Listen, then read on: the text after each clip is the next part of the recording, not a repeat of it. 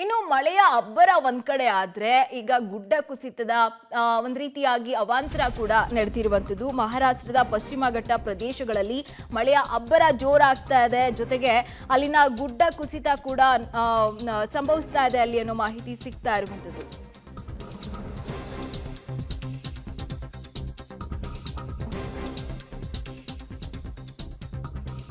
ಬೇರೆ ಬೇರೆ ರೈಲು ನಿಲ್ದಾಣದಲ್ಲೂ ಕೂಡ ಪ್ರಯಾಣಿಕರು ಪರದಾಟವನ್ನ ಅನುಭವಿಸ್ತಾ ಇದ್ದಾರೆ. ಕಾಶೆಡಿ ಟನಲ್ ಬಳಿ ರೈಲು ಹಳಿ ಮೇಲೆ ಜನರು ಒಂದು ರೀತಿಯಾಗಿ ಪರದಾಟವನ್ನ ಅನುಭವಿಸ್ತಾ ಇರುವಂತದ್ದು. ಭರದಿಂದ ಸಾಗ್ತಾ ಇದೆ, ಅಲ್ಲಿ ತೆರವು ಕಾರ್ಯಾಚರಣೆ ಕೂಡ ಇಲ್ಲಿ ಗಮನಿಸ್ತಾ ಇದ್ದೀರಾ. ಅಲ್ಲಿ ವಿಜುವಲ್ಸ್ ನಲ್ಲಿ ಗುಡ್ಡ ಕುಸಿತ ಯಾವ ರೀತಿಯಾಗಿ ಆಗ್ತಾ ಇದೆ ಅಂತ ಹೇಳಿ ಒಂದು ರೀತಿಯಾಗಿ ಜನರಿಗೂ ಕೂಡ ಅದು ತೊಂದರೆಯನ್ನ ಉಂಟು ಮಾಡಿರುವಂತದ್ದು. ಮಹಾರಾಷ್ಟ್ರದ ಪಶ್ಚಿಮ ಘಟ್ಟ ಪ್ರದೇಶದಲ್ಲಿ ಮಳೆಯ ಅಬ್ಬರ ಜೋರಾದ್ರೆ ಒಂದ್ ಕಡೆ, ಮತ್ತೊಂದ್ ಕಡೆ ಗುಡ್ಡ ಕುಸಿತದಿಂದ ಒಂದು ರೀತಿಯಾಗಿ ಜನರಿಗೆ ಸಂಕಷ್ಟ ಉಂಟಾಗ್ತಾ ಇರುವಂಥದ್ದು. ರೈಲು ಹಳಿಗಳ ಮೇಲೆ ಗುಡ್ಡ ಕುಸಿತ ಆಗಿದೆ, ಸೊ ರೈಲು ಸಂಚಾರ ಬಂದ್ ಆಗಿದೆ.